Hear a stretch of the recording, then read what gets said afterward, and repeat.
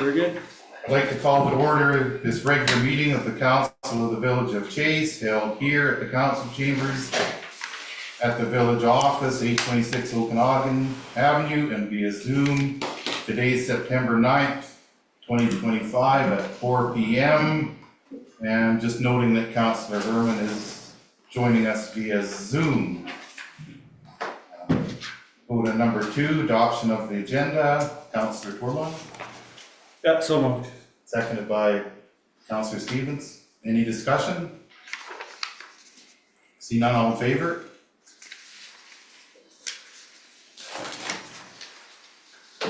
Thank you, that's carried. Number 3, adoption of the minutes of the August 12th meeting. That Second. Councillor Stevens, Councillor Torbon. Any discussion? All in favor? That's carried. Number 4, no public hearings.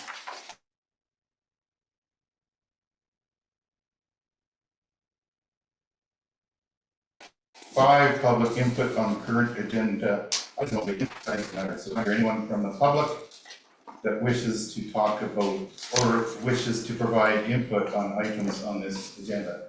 One, is there anybody on Zoom? Nobody? Okay. James Mintz, 813 Okanagan Ave. It concerns item 9.4 and the Memorial Arena. I just wondered if there's any sort of update on the way that the $100,000 grant was spent, and whether it is all spent now, and whether that's why we have to look. Yeah, March last year. Okay, so that's input. Did you say $800,000 grant? No, 100,000. Oh, okay. it was 100 and Okay, staff can maybe answer that when we get to there, that okay. helps. Anything else from anybody in the public? Okay, seeing none, we'll move to 6 delegations. There's none. 7 reports, mayor and council, and then staff reports. And I'd ask the CAO to ask our public works manager if he could update us on a few things. So I'll turn it over to the Thank you, Mr. Mayor. CAO. Yeah, thank you. I have asked Mr. Baker to speak to a few items, so take it away, Mr. Baker. Through the CAO, thank you very much. So the first update that I'll give is our First Avenue water main replacement project. So they're currently working on the water main tie-in as we speak. So the construction has been completed for the water main there. Over the next few days, we will see kind of the finishing touches. They'll be moving some services over. Curbing is scheduled for later this week, with paving on First Avenue scheduled for next week. Shepherd Road, if anybody's been down there, paving was completed there, today's Tuesday, so yesterday. Line painting will begin tomorrow, and it should be completed by the end of next week. The line painting was a little bit bigger job than what they initially had thought. So the contractor's coming in and doing the center lines, stop bars, that sort of stuff tomorrow, and then we'll be back next week to do the parking stalls. Playground installation at Centennial Park. So the installation of the physical structure was completed last week. Our staff are currently finishing the border that surrounds the park and putting the pea gravel in place, and that should be done this week. The cemetery, so we kind of ran out of cremation plots, and there was a kind of rocky hill at the back of where the cremation plots currently are that had been sterilized, for lack of better words, right now. So we've gone in there and excavated out the rock and are just backfilling it. We should finish that next week. And that will give us approximately another 40 to 50 cremation plots in that area. And then there's the expansion project with the cemetery as well, that is currently scheduled to start the week of September the 15th. So that was with the columbariums and all that sort of stuff, all the new fun stuff that's going in there. Water meters, we've had a fairly slow summer with that. We did one day in August. Basically, we were just kind of keeping things operating. We had water treatment plant issues with that power outage that we had there, and we will continue with the program in September and be able to provide an update with our next quarterly billing, because that's when we kind of find out how many are working and have been repaired. And I think that those are some of the major works that we've got going on right now. We had an arborist out today, doing some work on Arbutus and down by Chabella's and a few areas around the community, kind of just cleaning up from the windfall that we had back in July. And tidying everything up before winter. Thank you very much. Okay, thank you. Are there any questions from the rest of council? Councillor Stevens and Yeah. Councillor Corbin? On the New Shepherd Road, are we considering a 30-kilometer-an-hour speed limit there? It's right along the school. It leads into where the senior center is and the arena's there. That, to me, that makes sense to have the playground speed limit in that area. That's a question to the CAO probably. Actually, I don't think we got that far in terms of our thinking, but, it's something that we'll be discussing prior to opening it up. Okay, Anything else, Councillor Stevens? nothing. Councillor Corbin? I just follow up on that. That wasn't gonna be my question, but that'll probably be registered as a school zone, because it is right by the school. So Right. it's 30 anyways. Right. Yeah, just follow up, like, on the arena, the parking there. We need that updated because people are starting to go in there and the games are coming. So we need how are we coming with those directional signs? So through the CAO, so the directional signage, have reached out to our signage contractor. We're just, I believe, waiting to hear back right now from the Chase Heat. Because we were looking at putting their logo and the Village of Chase logo at the bottom of the signs. And then those will be ordered. I've also been out to the site twice today, taking a look at kind of the parking and where we can look at some additional parking kind of going forward.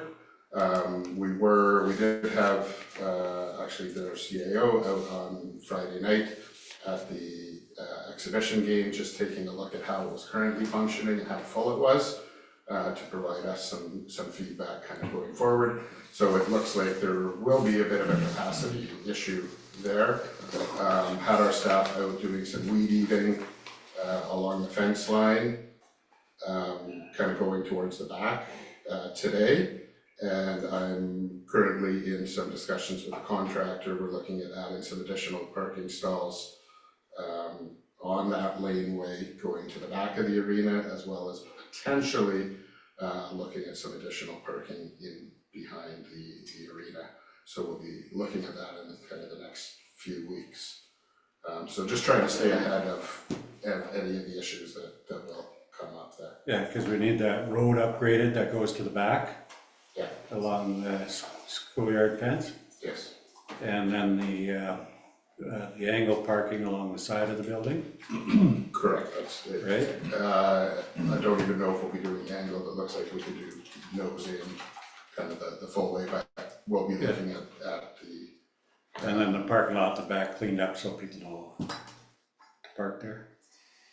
Well, so the additional parking right now that we're looking at, we can get an additional about 16 stalls along the side of the building. Yeah. And we'll see where our budget takes us from there. But the back parking lot, there's a big area there. If that's cleaned up, then it gives us lots of room. Yeah, so we'll be seeing how far our budget can take us, and cleaning that up as best we can as well.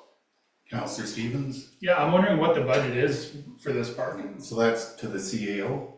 Mr. Mayor, to Councillor Stevens and the rest of council, so basically, there's no actual, line item budget in our public works specifically for that parking at this time. What we're doing is using funds out of our sort of general roads maintenance budget, from what I understand, but I could be wrong. Mike? I believe that we actually have a $10,000 item in the budget this year, and that was for some design work and that sort of thing.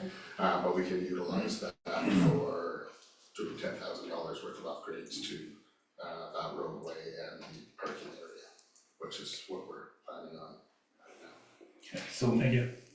Counselor Conick? Yeah, with the treetop flyers in behind that thing, how's that gonna affect, like with parking and stuff like that? Actually, Mike can answer that. Are they gonna ask them to leave? Because, I mean, they need parking for sure, eh? So, without getting into kind of Yeah.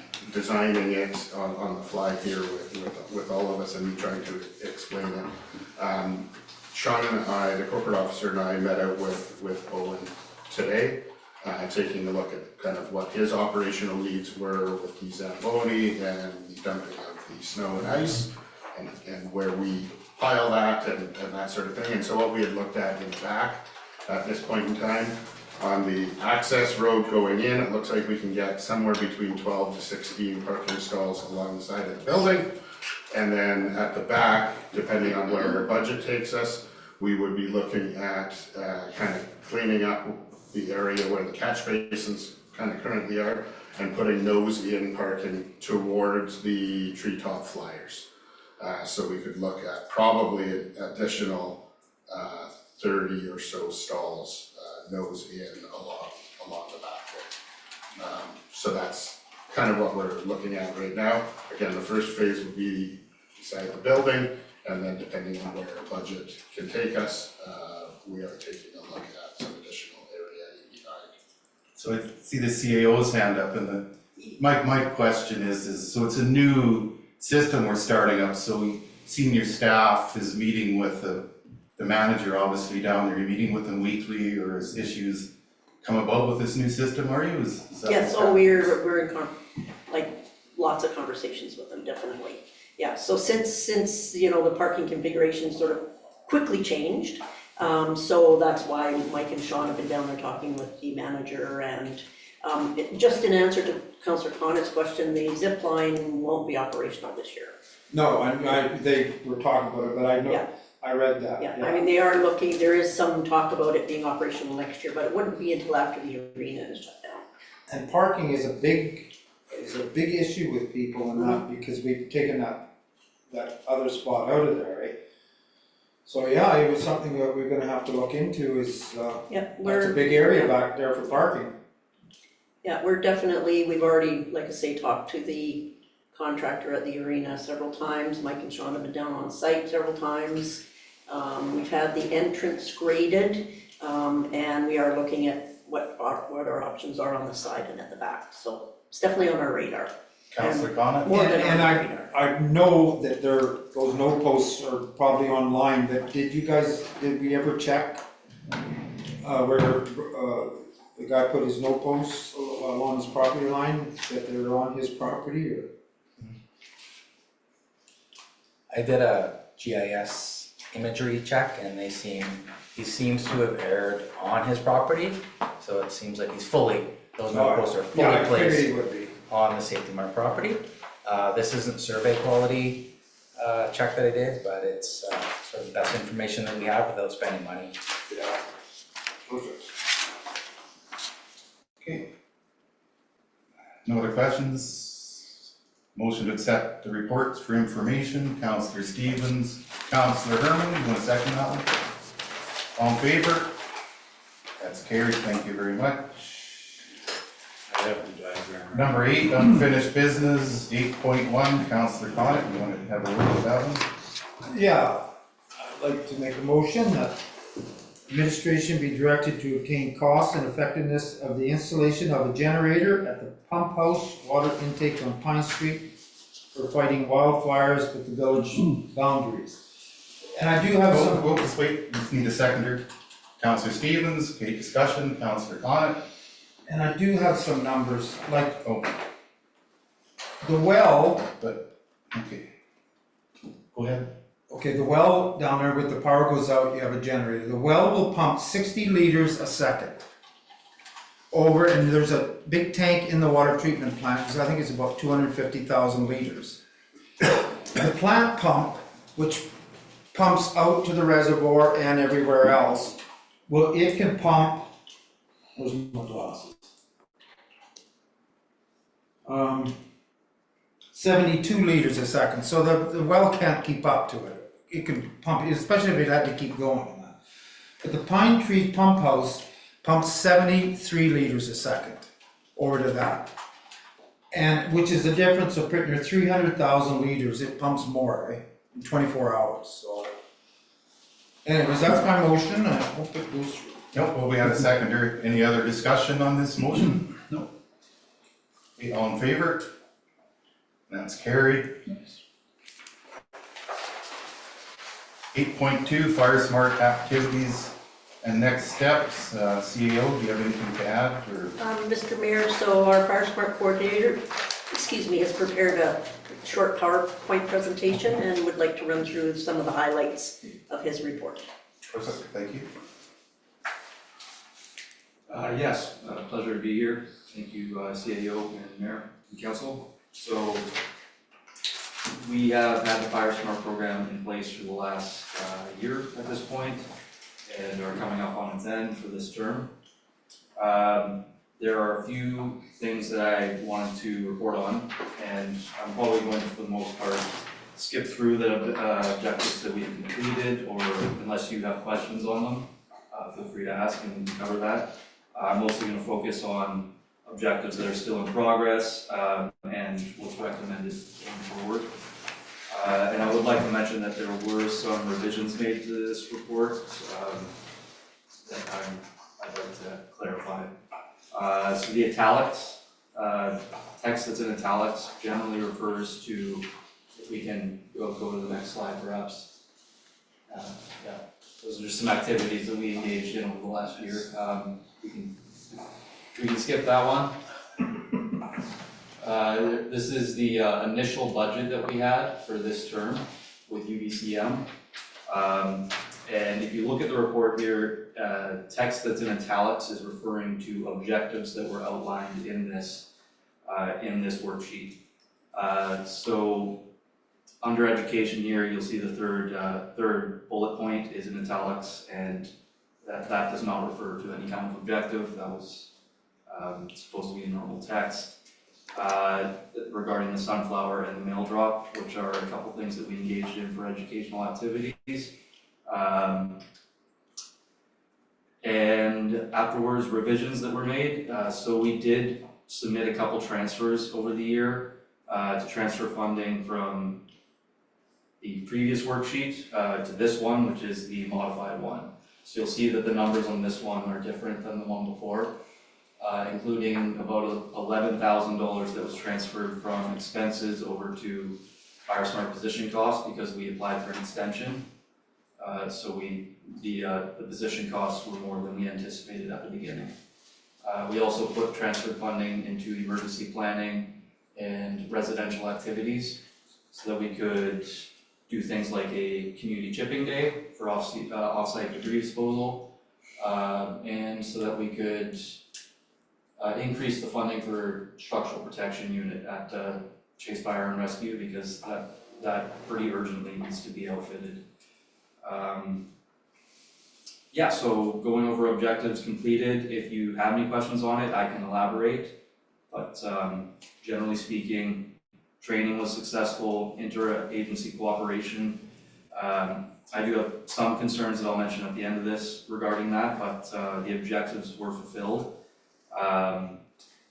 Emergency planning, we have a trailer ordered, for example, with the SPU. That's just one example of things done with emergency planning. There's a user-friendly evacuation map now available to the public. And yeah, residential activities. The rebate program was not entirely administered. We do have remaining funds in it still, but it was a success, and I would recommend it going forward still. It helps incentivize the residents to get involved. Objectives in progress. So we're still not at the recommended objectives for going forward, but objectives in progress for this term still include revisions to policies, practices, and development. So that would include things like introducing a wildfire development permit area. It would include things like amending bylaws to incorporate FireSmart. And the reason I say these are still in progress is the necessary guides and references have been provided to staff to implement these changes if we so wish to. But at the moment, they're not finalized yet, and it may take some time. Going forward, if anyone does have questions on that, I would probably recommend that they ask Mr. O'Flaherty if I'm not here. Emergency planning. So we do have an EOC mock drill that is scheduled for October 6th, and that is when we will fully fulfill emergency planning. Some additional funding to spend on the SPU still as well. So we can go to the next slide here, which just summarizes FireSmart's scope. The vision of FireSmart is to basically have a wildfire resilient province. That's the long-term vision that we have. The mission is to reduce negative impacts of wildfire in the province, but most importantly, the strategic goal here is for everyone in the province to be aware of FireSmart, understand their role in promoting wildfire resilience, and to take necessary action in doing so. So with that in mind, if we can move to the recommendations going forward. Education is the most important part of FireSmart, in my personal opinion. So we will continue doing presentations, publishing articles in the newspaper, setting up the FireSmart kiosk at the tent at events, and really trying to get the word out to the residents. Training. The WMS group training will be slated for next term. And that will get our volunteer firefighters, actually fire and rescue, trained to do WMS home assessments, wildfire mitigation specialists, for those of you who don't know. It's one of the most vital programs of FireSmart. And we'll also have any future FireSmart coordinator in the village being trained through the JIC's courses. For interagency collaboration, we want to continue addressing barriers such as jurisdiction. We need to be able to collaborate with our neighboring Indigenous communities, especially considering how close they are. If we have a fire that is problematic for Chase, it's also going to be problematic for them. So if we can integrate our staff, our resources, it would be in our best interest and theirs too. Emergency planning, EOC mock drills will hopefully become an annual event. We haven't had a lot of EOC training among the staff at the moment. We did have one level 1 activation this season, which was a good indicator of the training that we need. SPU is not going to be completed probably for another couple of years. It's got a ways to go. So I have recommended near maximum funding for the SPU next term. And updating our evacuation plans. That's done free of charge in regards to the grant. It's separate, but it will need to be done because of the changes to Highway 1. And from what I know, there's a new access egress being introduced at Brook Drive. So the evacuation plan will need updating. I recommend that we double the rebate from the current $250 to $500. That would depend on a municipal budget though, because the grant maximum is $250. There are many communities that this is their flagship method of promoting Fire Smart to the public, is they have rebates of up to $5,000 or more per recipient. So 500, in my opinion, is a good place for us to start next term. Fuel management is going to be something that's ongoing for at least 5 years. I don't see us completing fuel management in the wildland urban interface or around Mount Scatcherd for at least 5 years. It's about $9,000 a hectare, and there's a sizable amount of land there that has to be mitigated. I recommend that we start with municipal green spaces, which includes the slope between Hillside Avenue and Shuswap Avenue, or if you're standing at the museum looking towards the lake, that forested slope. Municipal spaces like that should probably be top priority. It would also give staff and council an opportunity to get to know their partner or contractor. Amendments and enforcement, so I know that we've talked about bylaws in the past and how enforcement may already be a concern. If we were to introduce things like a wildfire development permit area or amend bylaws to better incorporate Fire Smart, it might exacerbate that concern. And really just emphasize the importance that we have adequate bylaw enforcement in our community.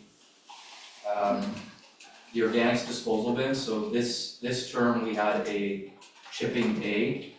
I would recommend that we upgrade that to a seasonal organics disposal bin. I can guarantee the total volume of organics disposed is going to be much greater. There will be a bit of an issue with certain residents not having a truck and therefore having to contact friends of theirs or neighbors who are willing to help out. But I think that's actually an opportunity for us to really get residents engaged in Fire Smart activities and helping one another.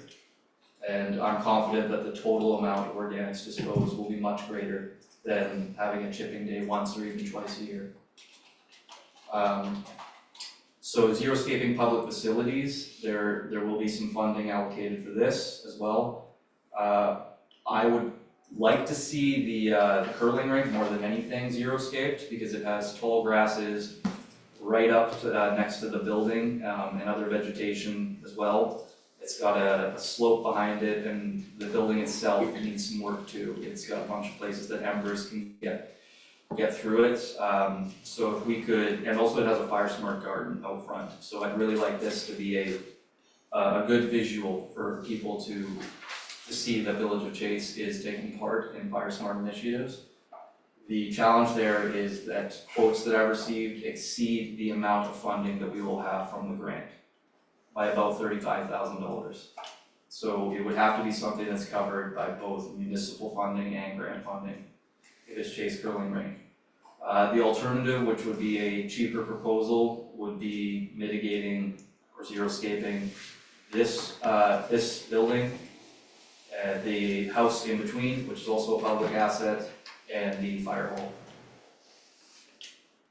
And lastly, the CWRP, which was slated for this term, has been postponed until next. There was a lack of clarification from UDCM that it would have to be completed this term. And so that has been postponed, but the application has been completed for it, and we'll probably make a few changes to it before submitting it next year.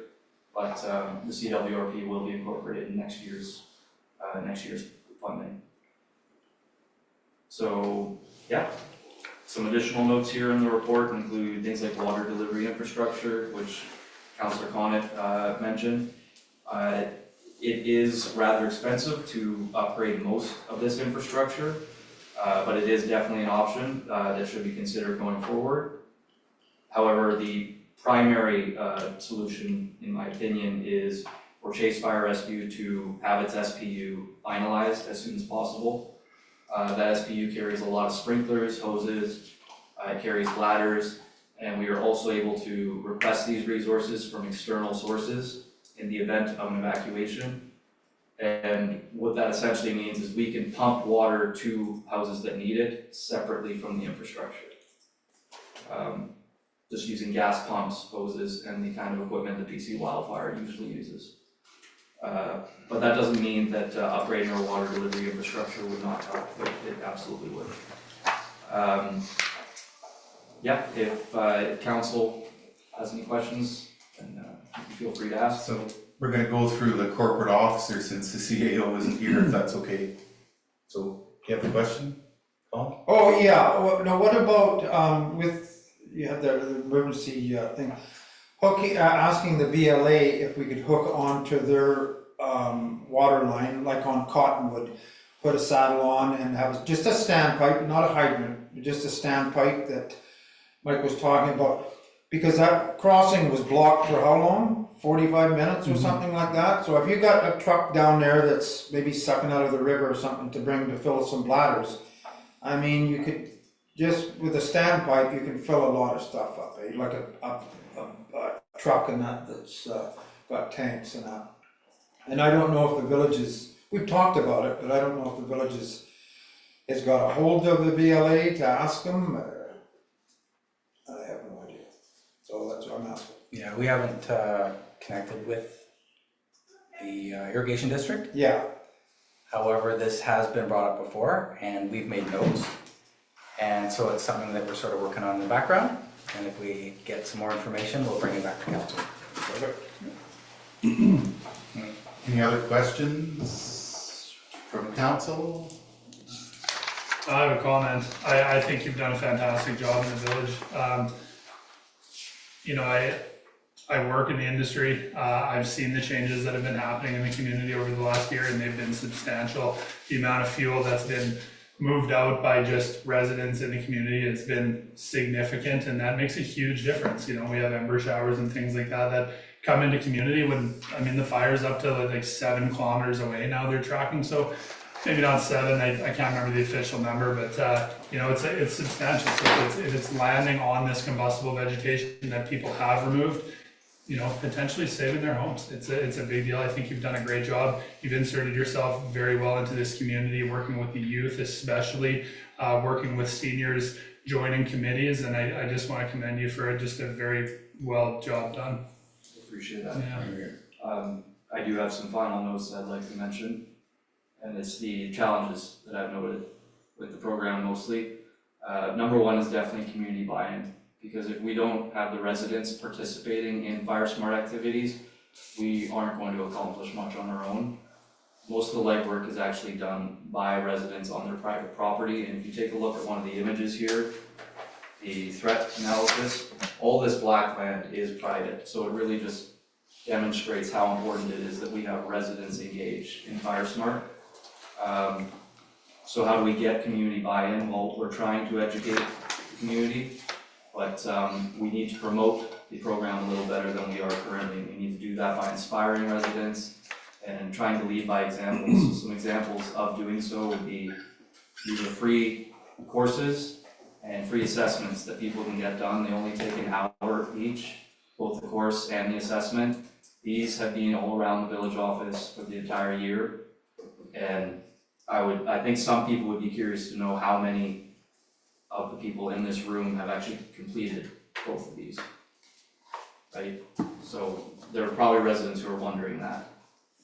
Yes, sir. I have one more comment, just to Colin's point. So it's actually still on the screen, which is nice. So that interagency collaboration and talking about breaking down those jurisdictional barriers, there is money in this grant too that we can look at to talk to the irrigation district down on VLA and discuss what that might look like moving forward. Oh, Yeah.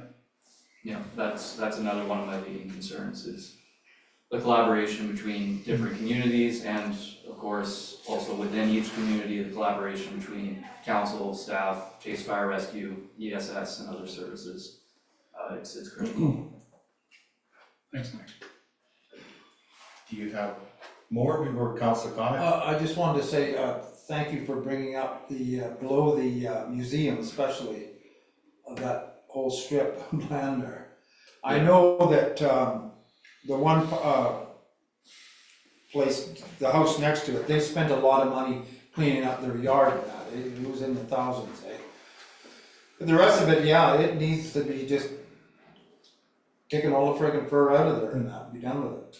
Yeah, and I would rather see the base of Mount Scatcherd and the wildland urban interface mitigated, But that's, it's, but that is a huge oh, project that absolutely. that ideally we should have a smaller project slated out before it. Absolutely. You have more in your report, Terry? Not exactly, I mean, the third concern was just general limited support, which, you know, there's only so much we can do about that, but I'm sure we're all aware that there's a lot of grant funding out there, and I highly doubt that we're accessing everything we can. So if we could do more research on which grants exactly are best suited to our community, that would be great, and I think that we could access far more support from the province. That's basically all.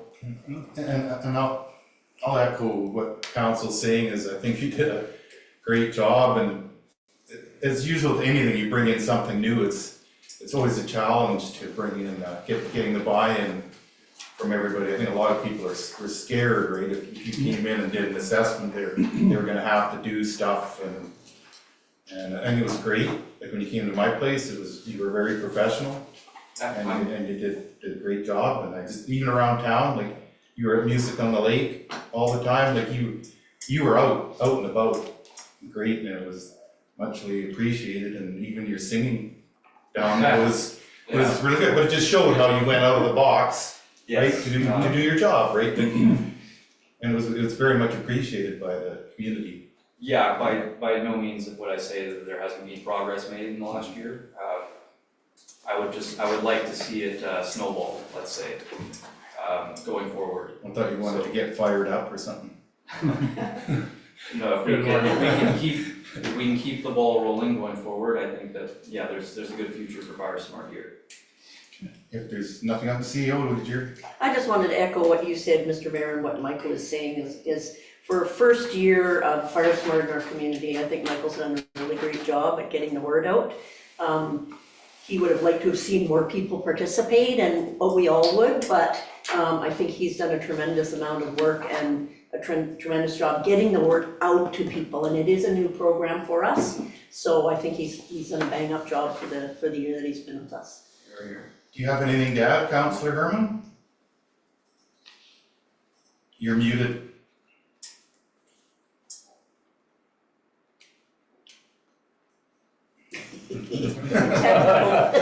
Okay, we can't, you're on mute, so we'll just go with that's nothing. Just frozen half the time. Okay. Any other questions? No. Okay, there's a recommendation there, Councillor Stevens. I'm gonna change the recommendation a little bit, so I move that council accept the FireSmart report for information and direct administration to continue and complete the current FireSmart grant application, and at the same time, begin preparing a 2-year FireSmart grant application based on the recommendations in this report to be finalized and submitted by February 2026 or upon completion of the current grant. I did read that. Do we have a seconder for that? You're welcome. Seconder? So for discussion, I'm gonna ask the CAO, was that okay, or is that a notice of motion? No, that's fine. Basically, we are gonna continue with all of the work that we have funding for in this particular funding round.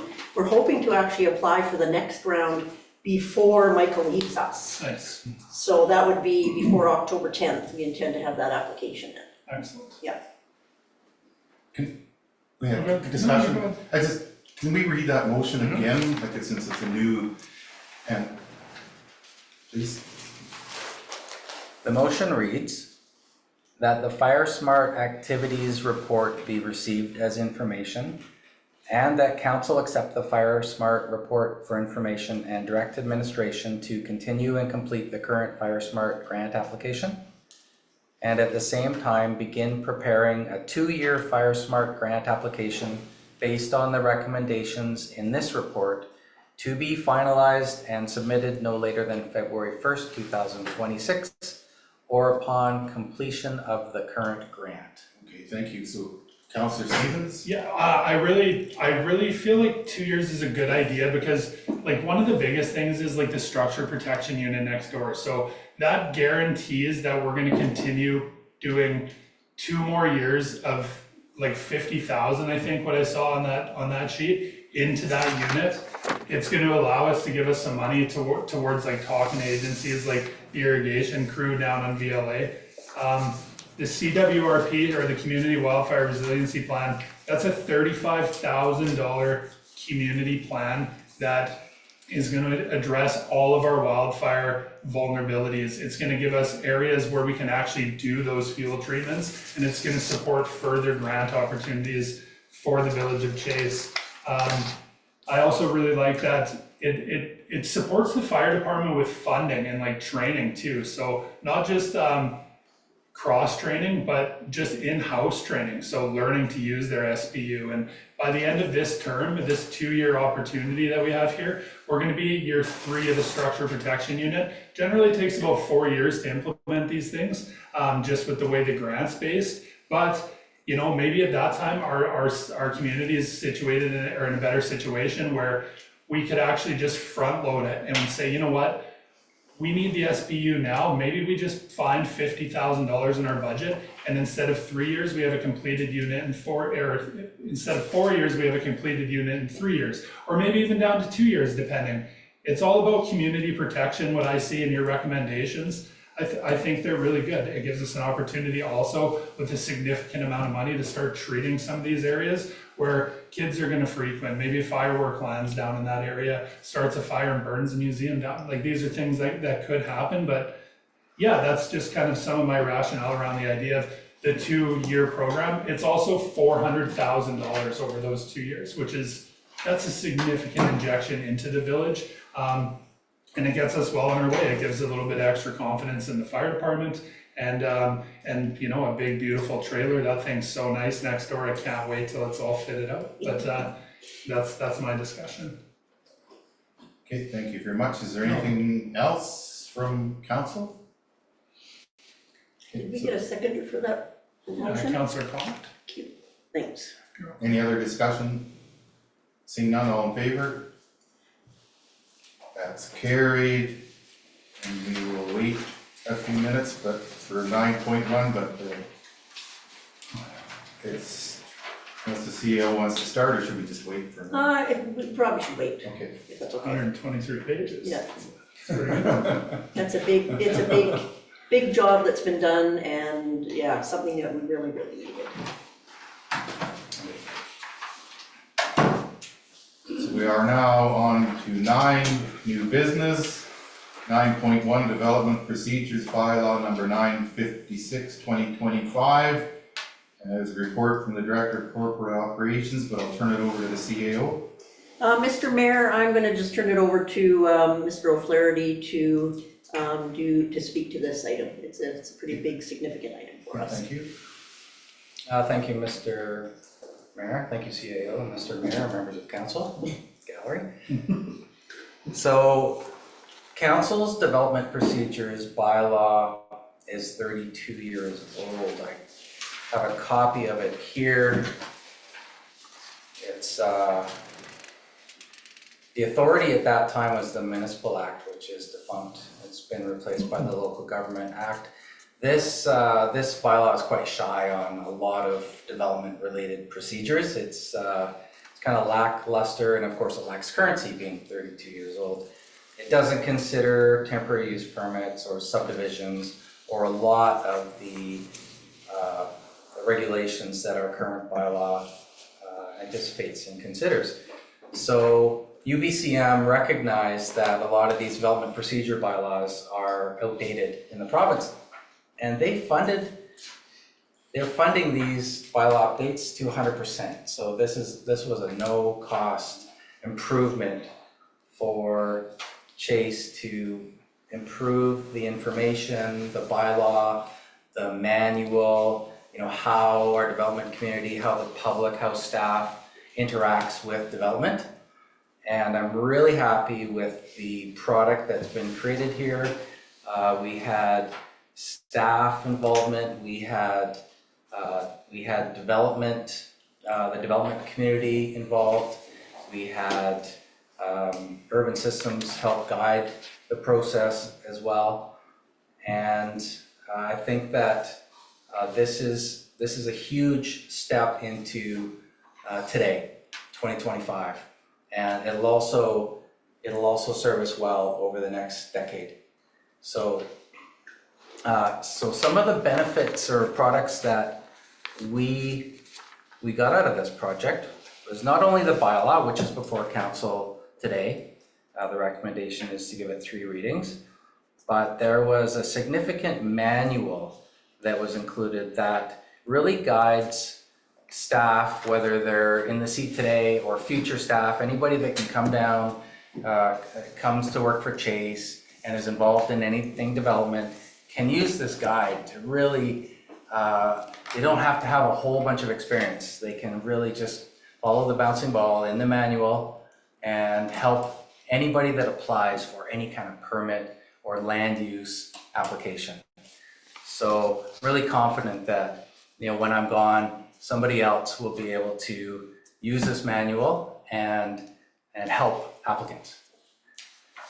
One of the other deliverables was a full content for our website. So we're gonna create a new web page that's all development related, and it'll have the manual, it'll have links to application forms, it'll have the brochures, which are sort of a microcosm of the manual. These brochures are very specific to the type of application that you're applying for. So let's say it's a development variance permit.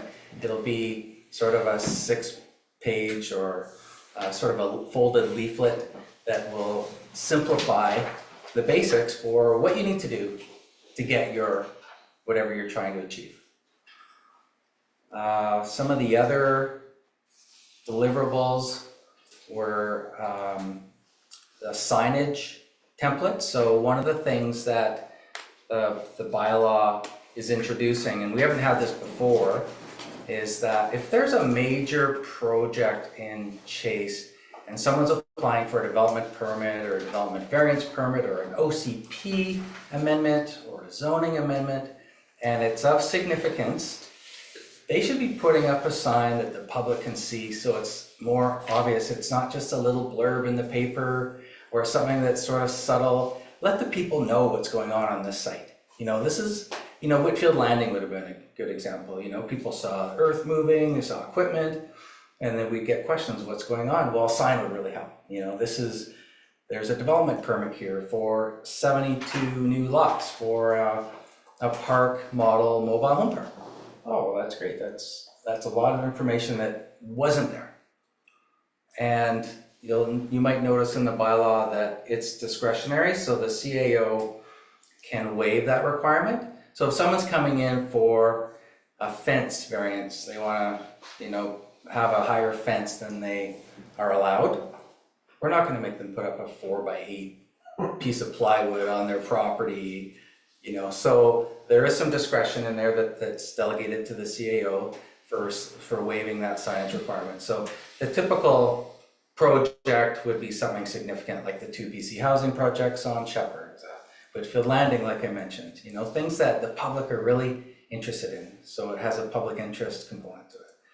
And maybe an impact to the public, whether it's has to do with their access or how it's going to impact them. So it'll fall on the CAO to decide what requires a sign or not. That's here. So one of the other items that's being introduced is delegated authorities. And this is where council would delegate to the chief administrative officer the authority to issue or amend development permit related to environmental protection or natural hazards. So council's seen these before. Don Caver's project on McPherson, he needed a geotechnical report before they could proceed with that development down there. But even as staff, we can't understand these geotechnical reports. They're just a formality, They're signed and sealed by a geotechnical engineer. It's really something that we need to have in our records that makes sure that there's some liability and that there's somebody in charge of determining whether that land is safe to be built on. But for us to, write a report and bring it before council, and for council to read the report and then decide, let's give this development permit for this geotechnical report, it's really a waste of everybody's time, if I'm being blunt. It's really, it's a protection mechanism for the village to have the report.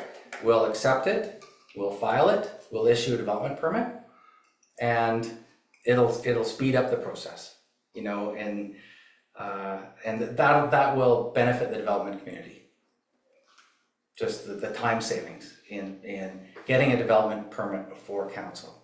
And then the other development permit that would be delegated to staff are natural hazards, environmental protections, so things like riparian area regulations. Again, these are professionals that are writing the reports, they're signed and sealed. Who are we to question, the reports? It might be of interest, we might share it with council, but really it's like a formality. So this is what this bylaw is proposing. One of the other delegated authorities would be for issuing minor development variance permits. So, for instance, a fence height.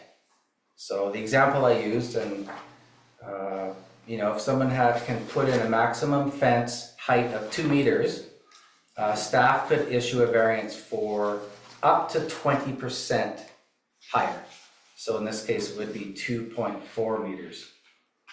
So it would be a small, so anything bigger than that, anything of significance, any variance where they're trying to, let's say, put a house would typically be built 6 meters back from the parcel line on the frontage. And if they wanted to put it, right up at the parcel line, that exceeds staff's delegated authority to approve that, it would come to council. So these are just small variances that staff would be delegated to approve.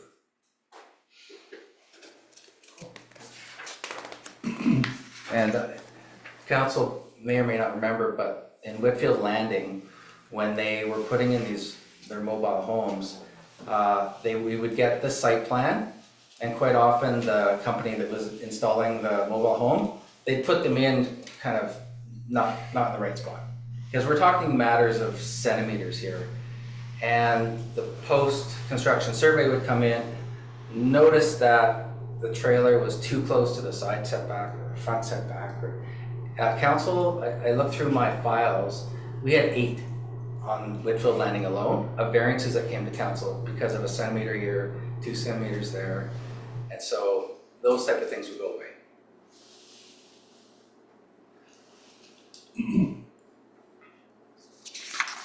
Another example would be the building height of a shed. So if somebody, you're allowed to have a 5-meter high shed if they wanted to do, 5 or 6 meters, that would be within the 20%. It's my math up here now. Okay, so on to the bylaw. The bylaw has definitions, which are super important. Did I mention that the original bylaw didn't have any definitions? So it just makes it clear for everybody what we're talking about. So it has a whole section on definitions. And then, of course, the bylaw refers to any type of land use application, including official community plan amendments, zoning bylaw amendments, temporary use permits, and there's one on today's agenda, development variance permits, subdivisions, and applications to remove land from the agriculture land reserve, which we don't see that often. There are steps for application completion. So what it says is that applications will only be considered complete after you've had a preliminary inquiry meeting with village staff, a completed application form, the fees paid, and a copy of the certificate of title has been provided. And just interestingly enough, when I started work in Merritt, one of the first projects that I had to remedy was a zoning application that had been applied for by somebody other than the landowner, and we had to undo everything because that certificate of title didn't match the applicant with the owner of the land. And that's why it's in there, because it's really important that I mean, anyone could put in an application. I could put in an application on your property. So that's why that's there.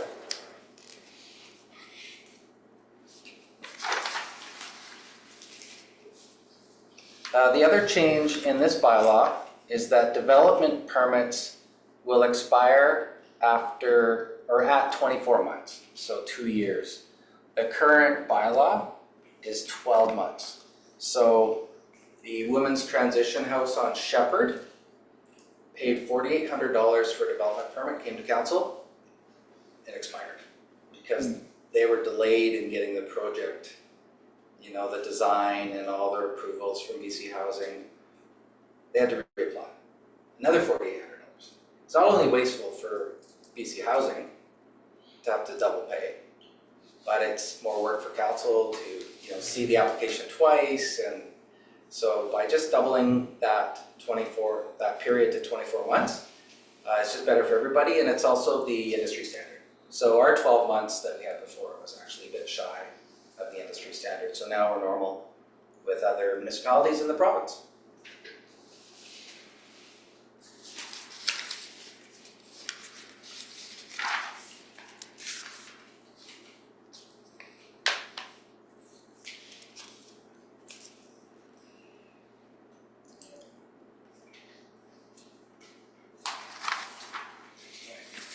That concludes my report. Thank you.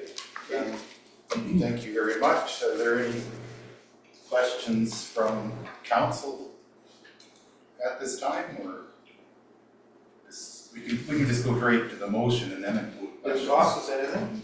So there's a recommendation there, Councillor Stevens. Yeah, I move that the Village of Chase Development Procedures Bylaw number 956-2025 be given the first 3 readings. We have a seconder, Councillor Torban. Now we'll go to questions. Any questions from council? Okay, seeing none, all in favor? That's carried. Very good report. Thank you very much. 9.2, temporary use permit, 425 Cottonwood Street. Came along with a report from the Director of Corporate Operations. I'll turn this over to the CAO.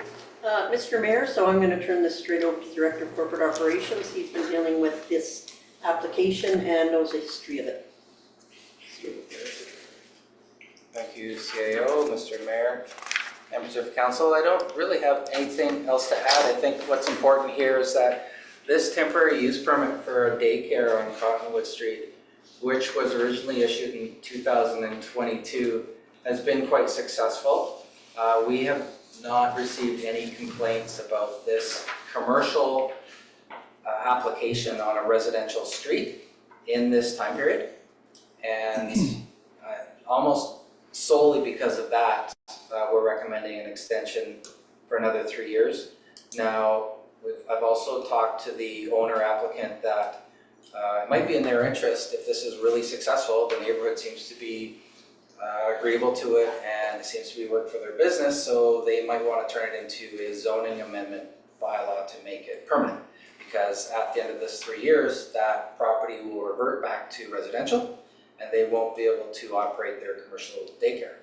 So that's sort of what we can expect over the next 3 years if council allows this extension. So there's a recommendation there. If someone wants to do that one. Councillor Conitt? Fred, go ahead. Councillor Torban? Okay, I'll move that the temporary use permit number 2-2022 be renewed for an additional 3-year period. Seconded by Councillor Conitt. Any discussion? Seeing none, all in favor? That's carried. 9.3, Chase Literacy a reader day in Chase, what does council wanna do with this one?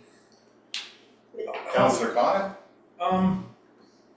Mr. Mayor, Oh, okay. if I could just add before anybody makes any motions or anything, there still is $2,400 in council's grant and aid budget for this year.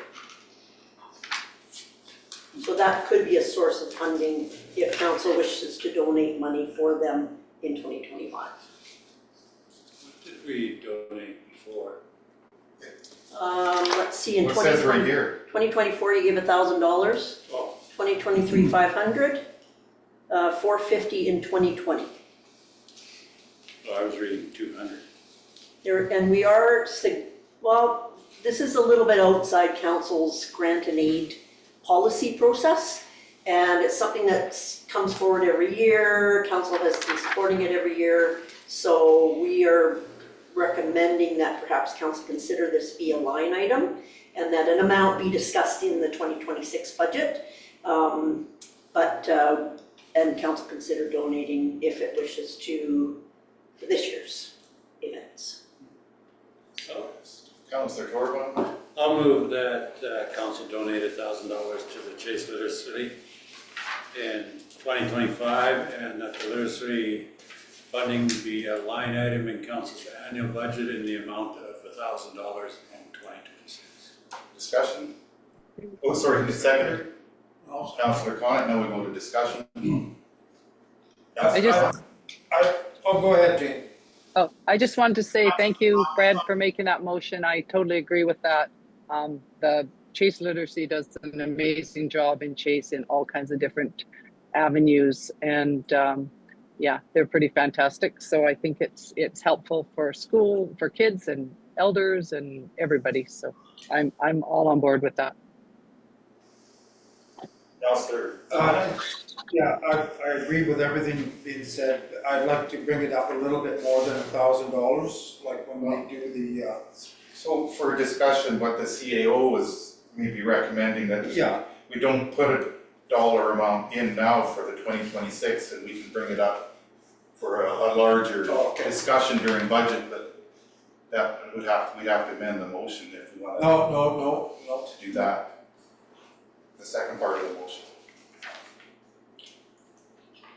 If I can add, Mr. Mayor, so just for Councillor Connaught, what I'm hearing you say is that you'd like to see council possibly give more in 2026? Yeah, So basically, what's been moved and seconded is that we're gonna give $1,000 in 2026, so you may want to amend that and just say that it'll be brought forward for discussion, and you could do a friendly amendment if you want, it brought forward for discussion at the 2026 budget for the amount that council wants to do at that time.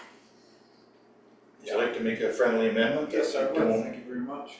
That we don't, what would the amendment be? So basically, Councillor Torbaum moved, Councillor Connaught seconded that we give Chase Literacy $1,000 in 2025, and that we create a line item in council's budget, annual budget, and that basically we discuss the amount when we get to the 2026 budget time. You wanna make that friendly Yeah. amendment? I'll just make the amendment. Yeah. I'll read it out. So what's the procedure? Well, Councillor Torbaum made a motion and it was seconded, so he can make a change if he wishes.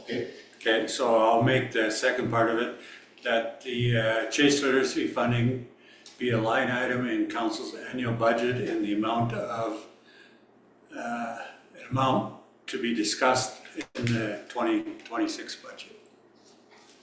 What else do we need now? Are you comfortable with that as a friendly amendment? Councillor Torbaum, you comfortable with that? Perfect. Good, Okay, if just we need a can- vote, if everybody's okay with it. Can we just read it through the whole, before we vote, please? The whole motion? So what, do you want to read it out? Go The ahead. council donate $1,000 to Chase Literacy in 2025, and that Chase Literacy funding be a line item in council's annual budget in an amount to be discussed during 2026 budget deliberations. Any other discussion? All in favor? That's carried. 9.4, funding application for Art Golden Memorial Arena upgrades, and there's a memo from the CAO, so I will turn this over to the CAO. Thanks, Mr. Mayor and to council. So basically, we have worked with the Director of Corporate Operations, our Finance Director, and myself have been working really closely with the manager at the arena. And we had an energy audit done, which we brought forward to council a number of months ago. There's a number of things that need to be upgraded or replaced at the arena. We all know it's 25 years old, and we've kind of been duct taping it together for the last 25 years. So basically, we have an opportunity through the Strategic Priorities Fund to apply for a significant amount of funding for capital upgrades. So we've worked with the contractor, and we've also had some help from, a little bit of help from a consultant to identify what we think will fit this grant application. So we're looking at applying for funding to install a new mechanical fluid cooler, overhaul 3 heat pump modules. They're about $25,000 a piece. We've got 3 have been upgraded in the last 2 years. Install new control and instrumentation systems for an estimated cost of $200,000. Replace hydronic headers in the ice making plant mechanical room. That's an estimated cost of $200,000, and then replace the roof and add solar panels, which would be a huge significant savings in energy, particularly at this time of year, and that would be an estimated cost of $650,000. So we're looking at around $1.2 million. We could apply for up to 7, but these are the priorities that we've identified with costs associated with them that fit this criteria of this grant. So we'd like support of council to apply for this grant, and we need a council resolution. In answer to the question that was raised earlier about the $100,000 that we got from Canucks and Leuna, that money was technically earmarked for additional change rooms, so for a ladies' change room. So that's also in the plan, but under this grant application, we can't apply for that funding under this one. We could use some of this for this, but if this all fits really nicely with the grant application. So we want to save that other $100,000 plus whatever interest has been generated for the intended purpose of expanding the change room. Okay, so there's a recommendation there. If someone wants to make that one, Councillor Stevens. I move that council supports the village application for funding through the Strategic Priorities Fund under the capital infrastructure stream to provide for significant upgrades to our Holding Memorial Arena, and that the village of Chase be responsible for any cost overruns to the project. I have a seconder, Councillor Torban. Discussion? Councillor Stevens. Yeah, depending on the output of the solar panel, I wonder if it's worth having a discussion with the school board to see if we could potentially power the schools and make some revenue.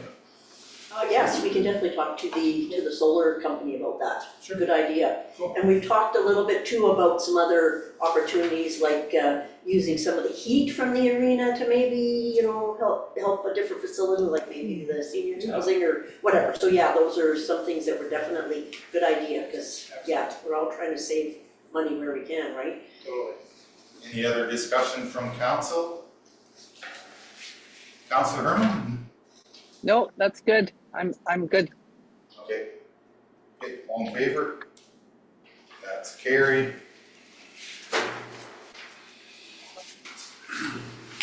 Notice of motion, number 10, anybody have a notice of motion? Okay, seeing none. Number 11, opportunity for public to speak on municipal matters. This is an opportunity for members of the gallery to provide input on any municipal matter. Is there anyone here that wishes? We have 2 that are here. I'm hearing voices from somewhere.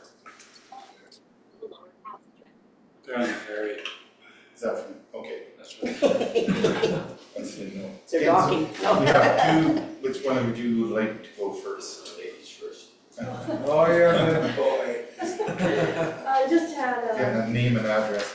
Carolyn Parksman, 13 O'Connor, a query about the columbarium, et cetera, at the cemetery, what the timeline is for the completion of that.